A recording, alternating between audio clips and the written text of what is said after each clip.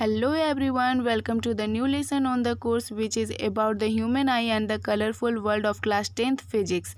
This course is presented by me Lovely Kumari. You can read more me from here. You can also rate, review, recommended and share the lesson if you liking them. You can also subscribe Crash Foundation. ये हमारा the human I and the colourful world का 4th part है। अगर आप इससे पहले का parts नहीं देखें, इससे पहले का वीडियो नहीं देखें, तो आप सबसे पहले जाकर के वो सारा वीडियो देख लीजिए ताकि आपको आगे का लेसन अच्छे से समझ आ सके, आपको कहीं भी कोई प्रॉब्लम कोई डाउट ना हो और आप लोग साथ में नोट्स प्रिपेयर करते चलिएगा। तो हम अपना लेसन शुरू करने से पहले एक मोटिवेशनल लाइन दे दें आपको, ताकि आपको अंदर से एनर्जी आ जाए, तो आपको मज़ा आएगा पढ़ने में। जो अपने कदमों की काबिलियत पर विश्वास रखते हैं वही अक्सर मंजिल तक पहुंचते हैं। तो इसमें कोई डाउट ही नहीं है। अगर आप जो कर्म कर रहे, जो भी काम कर रहे, एकदम आपको ट्रस्ट रहेगा, तभी आप एक ना एक दिन मंजिल तक ज़रूर पहुंचिएगा। तो अपना चैप्टर शुरू करते हैं, अपना लेसन शुरू करते हैं। सबसे पहले एटमॉस्फेरिक रिफ्रैक्शन। एटमॉस्फेरिक रिफ्रैक्शन होता क्या है?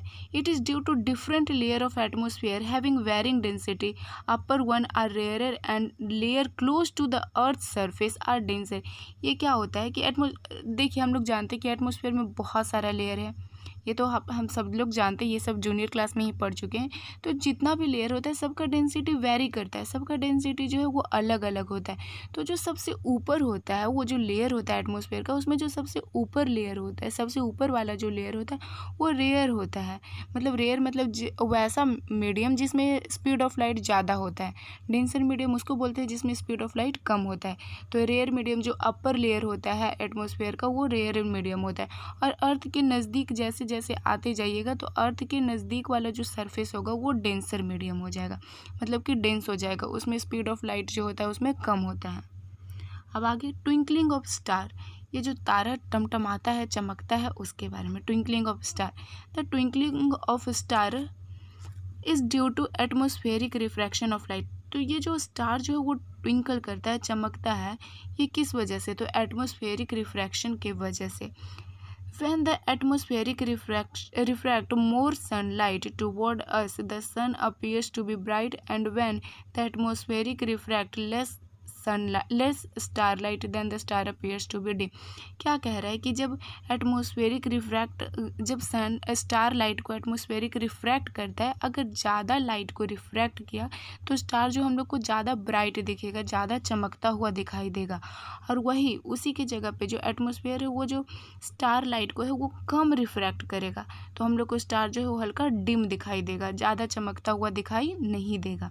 The starlight reaching our eyes increase and decrease continuously due to atmospheric refraction, and the star appears to be twinkle at night। तो वो जो लाइट जो है वो जो रिफ्रैक्ट होता है, वो जो लाइट है वो हम लोग के आँख तक पहुँचता है, तो कभी बढ़ता है कभी घटता है। ये कंटिन्यूसली बढ़ते रहता है, घटते रहता है, बढ़ता है घटता है। इस वजह से ये होता है एटमॉस्फेरिक रिफ्रैक्शन की वजह से। तो ये जो बढ़ता है, घटता है, इंक्रीज़ करता है, डिक्रीज़ करता है, इस वजह से जो है वो स्टार हम लोग को कैसा दिखता है? चमकता हुआ, ट्विंकलिंग करते हुए दिखता है, टिमटिमाता हुआ दिखाई पड़ता है। Now next, star twinkle at night but planet do not twinkle at all. Star जो है वो रात में हम लोग को ट्विंकल करता हुआ, चमकता हुआ, टिमटिमाता हुआ दिखाई देता है, लेकिन प्लैनेट ना दिन में ना रात में कभी भी टिमटिमाता हुआ, चमकता हुआ दिखाई नहीं देता है। The continuously changing atmosphere is able to cause variations in the light coming from the point size star because of which the star appears to be twinkle. ये तो पता है कि स्टार जो है वो बहुत छोटा है, क्यों? क्योंकि जो डिस्टेंस है हम लोग से अर्थ से लेकर के स्टार तक का जो डिस्टेंस है वो बहुत ज़्यादा है। डेट्स वाई जो है स्टार हम लोग को कैसा दिखाई देता है? बहुत छोटा स्टार दिखाई देता है। लेकिन प्लैनेट जो है वो उसका डिस्टेंस जो है हम लोग से बहुत कम है, इस वजह से प्लैनेट जो है वो, मतलब कि प्लैनेट का डिस्टेंस है हम लोग से जो बहुत कम है। और देखिए इसका रीज़न क्या है? The continuously changing atmosphere is able to cause variation in the light coming from the point size star. देखिए डिस्टेंस ज़्यादा दूर है तो बहुत ज़्यादा एटमॉस्फेयर का लेयर को पास करते हुए एटमॉस्फेरिक रिफ्रैक्शन होते हुए गुजर के आना पड़ता है उस लाइट को। इस वजह से जो है स्टार हम लोग को टिमटिमाता हुआ दिखाई देता है। बट प्लैनेट का डिस्टेंस जो है वो स्टार के कंपेयर में बहुत कम है अर्थ से, तो डेट्स वाई जो है वो प्लैनेट हम लोग को टिमटिमाता हुआ नहीं दिखाई देता है। तो प्लैनेट वाला लाइन को एक बार रीड कर लेते हैं। The continuously changing atmosphere is unable to cause variation in the light coming from a big size planet. और प्लैनेट का साइज बड़ा है, क्यों? ये तो रीज़न आप लोग को बता दिया, क्योंकि इसका डिस्टेंस जो है वो हम लोग से अर्थ से बहुत कम है, due to refraction because of which the planet does not twinkle at all. इस वजह से प्लैनेट जो है वो ट्विंकल नहीं करता है, टिमटिमाता नहीं है। बट स्टार टिमटिमाता है, ट्विंकल करता है। अब आगे, advance sunrise and delaying sunset. हम लोग को ये बात पता है कि जो है सनराइज जब होता है वो हम लोग को 2 मिनट पहले ही दिखाई दे देता है। सनसेट होता है तो ये भी हम लोग को 2 मिनट पहले ही सब चीज़ दिखाई दे देता है। The sun is visible to us about 2 minute earlier than the actual sunrise और sunset due to atmospheric refraction. जो सनराइज होता है, तो जब सनराइज एक्चुअल में जिस समय सनराइज होता है उससे 2 मिनट पहले ही हम लोग को अपीयर हो जाता है, दिखाई दे देता है। जिस समय सनसेट होता है तो उसके 2 मिनट पहले ही हम लोग को दिखाई देता है कि सनसेट हो चुका है। तो ये किस वजह से? तो ये भी होता है एटमोस्फेरिक रिफ्रैक्शन की वजह से। देखिए ये रहा हमारा अर्थ, यहाँ पे ऑब्जर्वर है, यहाँ पे देखिए हॉरिजन, यहाँ पे एक्चुअल में सन है, लेकिन हम लोग को 2 मिनट पहले ही ऊपर यहाँ देखिए अपीयरेंट पोजीशन ऑफ द सन, यहाँ पे देखिए हम लोग को पहले ही दिखाई दे देता है कि सन जो है वो राइज हो चुका है। अब स्कैटरिंग ऑफ लाइट क्या होता है? Scattering of light means to throw light in various random direction. वो जो लाइट जो है वो फैल जाता है बहुत सारे डायरेक्शन में, थ्रो लाइट, ठीक है। जो लाइट जो फैल जाता है, जैसे यहाँ पे देखिए इमेज आप देखिएगा तो अच्छे से समझ आ जाएगा। यहाँ पे देखिए सनलाइट है और ये जंगल की तरफ जो है लाइट जो पूरा स्कैटर कर गया है, फैल गया है, तो इसी को बोलते हैं scattering of. Now next, Tyndall effect.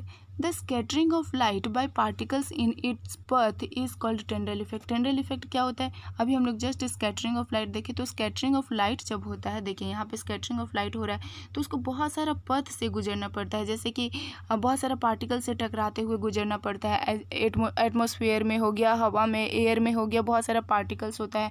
जैसे यहाँ फॉरेस्ट से गुजर रहा है तो फॉरेस्ट में बहुत सारा पेड़ पौधा हो गया, तो बहुत सारा पथ से, बहुत सारा पार्टिकल से टकराते हुए इसको गुजरना पड़ता है, तो इसी को बोलते हैं Tyndall effect. Tyndall discovered that when white light consisting of 7 colours passes through a clear liquid having small suspended particles in it, then the blue color of white light having shorter wavelength is scattered much more than the red light having longer wavelength। हम लोग को पता है कि जो white light है वो 7 colour से मिल करके बना हुआ है, तो वो जो ब्लू कलर का जो वेवलेंथ होता है वो बहुत शॉर्टर वेवलेंथ होता है, बहुत कम होता है। किसके कंपेयर में? रेड कलर के कंपेयर में। रेड कलर का वेवलेंथ ज़्यादा होता है शॉर्ट, और शॉर्ट वेवलेंथ होता है ब्लू कलर का। तो स्कैटर कौन ज़्यादा करेगा? तो वेवलेंथ के इन्वर्सली प्रोपोर्शनल होता है, तो ब्लू कलर सबसे ज़्यादा स्कैटर करता है और रेड कलर जो वो कम करता है। तो ये हो गया हमारा टांडेल इफेक्ट। और ये कलर जो वाइट लाइट है वो 7 कलर से मिलके बना हुआ है, सनलाइट जो है वो 7 कलर से मिलके बना हुआ। ये सब हम लोग पिछले वीडियो में बहुत अच्छे से देख चुके हैं, तो अगर आप पिछला वीडियो नहीं देखे तो आप वो वीडियो को देख लीजिए, ताकि आपको ये वाला चीज़ अच्छे से समझ आ सके, टांडेल इफेक्ट अच्छे से समझ आ सके। तो आप पिछला वीडियो पहले जा करके देख लीजिए। इसी प्लेलिस्ट में आपको सारा video the human I and the colourful world का मिल जाएगा। Why the sky is blue? Sky जो वो ब्लू क्यों दिखता है? The scattering of blue component of the white sunlight by air molecules present in the atmosphere cause the blue colour of the sky.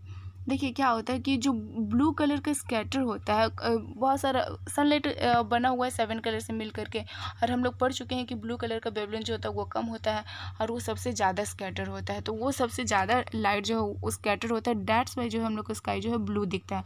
अभी आगे देखिए इसका रीज़न, और ये पढ़ेंगे तो इसका रीज़न हम लोग को अच्छे से क्लियर हो जाएगा। The sunlight is made up of 7 coloured light mixed together. हम लोग को पता है कि सनलाइट जो है वो 7 कलर से मिक्स होकर के बना हुआ है, इसलिए मैं कहती हूँ कि आप लोग कंटिन्यू वीडियो देखते जाइए, ताकि आपको एक भी टॉपिक पीछे से ना छूटे, तो आगे रिलेट करने में आपको कोई दिक्कत ना हो। पीछे का सारा अगर टॉपिक आपका क्लियर होगा, पीछे का सारा वीडियो अगर आपको अच्छे से देखा हुआ होगा, तो आगे का टॉपिक बहुत जल्दी अच्छे से समझ आते जाएगा, कोई परेशानी नहीं होगा। अब जैसे यहीं पढ़ रहे तो अब 7 कलर से सनलाइट मिक्स होकर के बना हुआ है, तो यही अब आपको समझने में दिक्कत होगा। इसीलिए आप लोग कंटिन्यू डेली वीडियो देखते जाइए, और डेली वीडियो आता है, बहुत ज़्यादा टाइम है आप लोग के पास, तो आप लोग ज़्यादा लंबा वीडियो भी नहीं रहता है, तो आप लोग अच्छे से देख सकते हैं डेली बेसिस पे। When sunlight passes through the atmosphere, most of the longer wavelength light present in it do not get scattered much by the air molecule in the atmosphere, whichever direction we look. Some of this scattered blue light enters our eyes since we see the blue light from everywhere overhead. The sky looks blue. बहुत simple है। देखिए हम लोग को पता है blue colour का wavelength जो बहुत कम होता है, तो जिसका वेवलेंथ जो है वो ज़्यादा अब ये बहुत ज़्यादा स्कैटर होते होते होते होते हम लोग को आई तक रेड कलर ख़त्म हो जाता है पहले ही, येलो कलर, ऑरेंज कलर, ये सब पहले ही ख़त्म होते जाता है। फाइनली हम लोग के आँख तक कौन सा कलर जो है वो पहुँच पाता है, वो ब्लू कलर पहुँच पाता है। दैट्स वाई जो है वो हम लोग को स्काई ब्लू कलर का दिखाई देता है। Why the sun appears red at sunrise and sunset. क्यों जो है वो जब सन राइज होता है, जब उगता है, सनसेट जब डूबता है, तो वहाँ पे वहाँ का एरिया और सन जो है वो रेड दिखता है।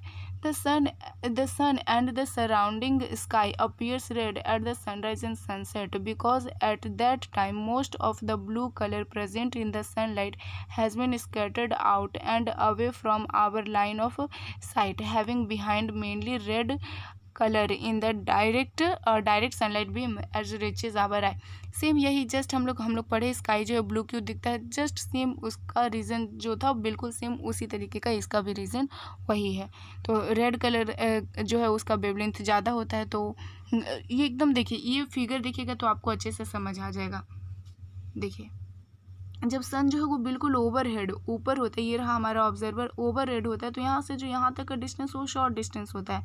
तो little of blue light scattered sun appears white. इस वजह से जो है सन जो है वो हम लोग को कौन से कलर का दिखाई देता है, वाइट कलर का दिखाई देता है।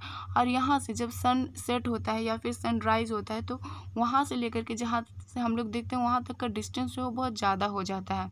तो मेनली रेड कलर रीचेस सन अपीयर्स रेड, तो इसीलिए ज़्यादा हम लोग को मेनली जो है रेड कलर हम लोग तक रीच कर पाता है, पहुंच पाता है, इसलिए हम लोग को सन जो है सनसेट टाइम या फिर सनराइज टाइम जो है हम लोग को सन जो है वो रेड दिखता है। और ये जो डिस्टेंस है वो ज़्यादा होता है और यहाँ तक का डिस्टेंस जो होता है वो कम होता है। तो ये फिगर से आपको अच्छे से समझ आ गया होगा। The least distance of distinct vision for a young adult with normal vision is about, इसका आंसर आपको कमेंट बॉक्स में देना है। और अगर किसी को कोई डाउट होता है तो आप टेलीग्राम का डिस्कशन ग्रुप, क्रैश कोर्स का डिस्कशन ग्रुप है, आप वहाँ पर आकर के आप कोई भी डाउट पूछ सकते हैं। या फिर अगर आपको कोई भी मटेरियल चाहिए, कोई भी चैप्टर का PDF चाहिए या फिर कोई भी चैप्टर का नोट्स चाहिए, कोई भी चैप्टर से जो भी डाउट है आप वहाँ पे बेझिझक पूछ सकते हैं टेलीग्राम पे। तो आप सबसे पहले जाइए टेलीग्राम डिस्कशन ग्रुप ज्वाइन करिए, टेलीग्राम का चैनल को सब्सक्राइब कर दीजिए। और अगर आपको वीडियो अच्छा लगा है तो लाइक कर दीजिए और अपने फ्रेंड्स में शेयर करिए ताकि ज़्यादा से ज़्यादा लोग तक ये वीडियो पहुंच सके। आई थिंक ये वीडियो आप लोग के लिए हेल्पफुल है, ज़्यादा लंबा नहीं होता है, इसीलिए आप किसी भी टाइम बैठ करके 10 मिनट 15 मिनट आप आराम से वीडियो को देख सकते हैं, समझ सकते हैं। और एक कंटिन्यू बेसिस पे वीडियो देखिए, day by day daily video निकल रहा है डे बाई डे, तो और ज़्यादा वीडियो भी नहीं निकलता है, कोई बर्डन नहीं है। लाइट चैप्टर कंप्लीट हो चुका है हमारा इस चैनल पे और ये द ह्यूमन आई का ये लास्ट था, ये चैप्टर ख़त्म हो गया है द ह्यूमन आई भी और 4th पार्ट में। और अगर आप लोग चाहते हैं कि द ह्यूमन आई का NCERT का टोटल क्वेश्चन जो है NCERT का आप लोग को करवा दिया जाए तो प्लीज़ सब्सक्राइब करिए, लाइक करिए, शेयर करिए अपने दोस्तों में ताकि ज़्यादा सब्सक्राइबर बढ़े। तो हम लाइव आकर के आपको प्रॉब्लम्स, फिजिक्स जनरली होता है क्या, लाइव आकर के अगर फिजिक्स आप लोग को समझाया जाए, फिजिक्स का न्यूमेरिकल्स बनाया जाए तो आपको भी मज़ा आएगा, मेरे को भी मज़ा आएगा और अच्छे से अपना डाउट आप अच्छे से रख सकते हैं। मैं आपका डाउट अच्छे से क्लियर कर सकती हूँ। मैं भी आपसे ज़्यादा बड़ी नहीं हूँ, आप ही की एज की हूँ, आपसे 2-3 साल बड़ी हूँ। तो मज़ा आएगा हम लोग को डाउट क्लियर करने में जब लाइव क्लास में आएंगे।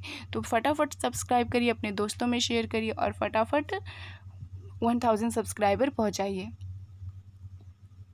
कल जो मैं क्वेश्चन दी थी उसका आंसर बता देती हूँ। The focal length of eye lens is controlled by, focal length जो है वो कौन कंट्रोल करता है, ciliary muscles. A white light falls on a glass prism. The least deviated color is, अभी जस्ट हम लोग पढ़े थे सबसे कम डेविएट कौन करता है, रेड कलर। अभी हम लोग जस्ट देखें आज का वीडियो में, तो ये कल मैं क्वेश्चन दी थी। आप लोग को डेली क्वेश्चन का आंसर कमेंट बॉक्स में देना है। Thanks, please like, share and subscribe. Bye bye.